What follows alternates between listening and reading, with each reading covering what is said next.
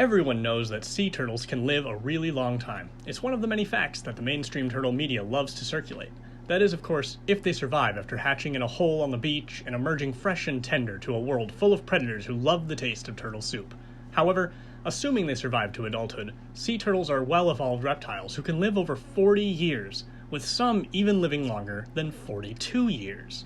What most people don't know is that across these long lives, turtles are quite interactive with their fellow creatures of the earth, and they have developed some adaptations far more interesting than their protective shells or their pervasive disdain for the human race. For example, sea turtle cleaning stations are something akin to a human car wash, where turtles stop by for a well-deserved once-over by algae-eating fish. Located in highly diverse coral reefs, these stations are a haven for species like angelfish, tangs, shrimp, and other algae eaters who get a nutritious meal in exchange for cleaning the visiting turtles. A turtle's scales and shell can pick up a lot of gunk over their long lives in the human's trash bin of choice, but the reef's turtle cleaning stations offer a solution to their itchy-shelled woes. There aren't too many known turtle cleaning stations today, but that's likely because the turtles and fish involved haven't figured out written language, and that makes it a lot harder for them to distribute ideas. So just like that thing you heard in middle school about Marilyn Manson, the locations of these cleaning stations are only spread through vague rumors, and since turtles generally exclude humans from their social clubs, we have to find them by chance. In recent history, there was a lot of media drama concerning turtles and plastic straws. This drama came about in response to a viral video depicting a plastic straw being extracted from a sea turtle's nose. The video sparked mostly responses decrying human pollution of the oceans. However, there's more going on here than meets the eye, and the original video doesn't tell the whole story. It took me a long time to get to the bottom of it, so buckle up and get ready to have your mind blown. Remember those videos of the sea turtles hanging out at the cleaning station? And also remember when I told you that sea turtles are reptiles? The turtles seem to be spending a lot of time underwater for a species that needs to breathe air to survive. I noticed this, and I couldn't believe there was nobody in the comment section freaking out about it. There was clearly something fake with these videos, and I was determined to figure out what. But after hours of forensic analysis, I just couldn't figure out how they had been doctored or what agenda the sea turtles were trying to push on us this time. Then I made a quick Google search, and the very first result caught my attention. As it happens, scientists have already described the biological mechanisms by which sea turtles can spend extended periods of time under the water. The cold-blooded turtles can slow their heart rate and relax all the muscles to lower their need for oxygen. In addition to this, their nasal passages are so rich with blood vessels that they can pull minute amounts of oxygen right out of the seawater, almost like how gills work on a fish. But the turtles find this comparison offensive and usually respond with a racist rant about tuna. Sea turtles use these two adaptations in tandem to float motionless for hours at a time, whether they're at a cleaning station, riding a current, or hiding from a step-parent who thinks they're already asleep.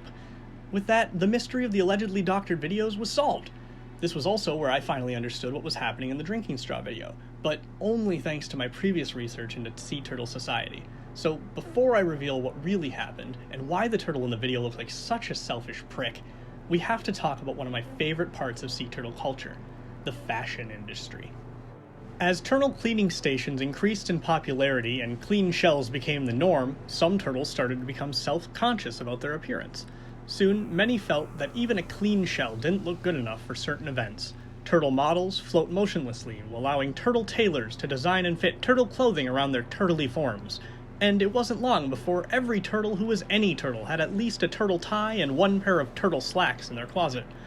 Any turtle over the age of 12 who shows up to Turtle Christmas without a new fashionable turtle accessory is usually cast out from the pod and whispered about every year that follows.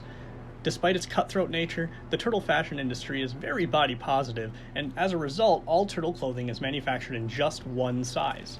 That size is husky.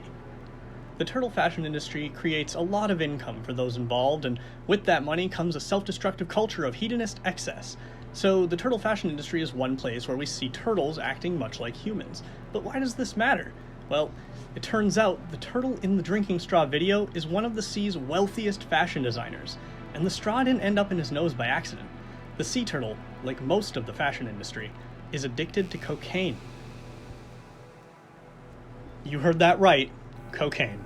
And it's not surprising because sea turtles are built for cocaine addiction.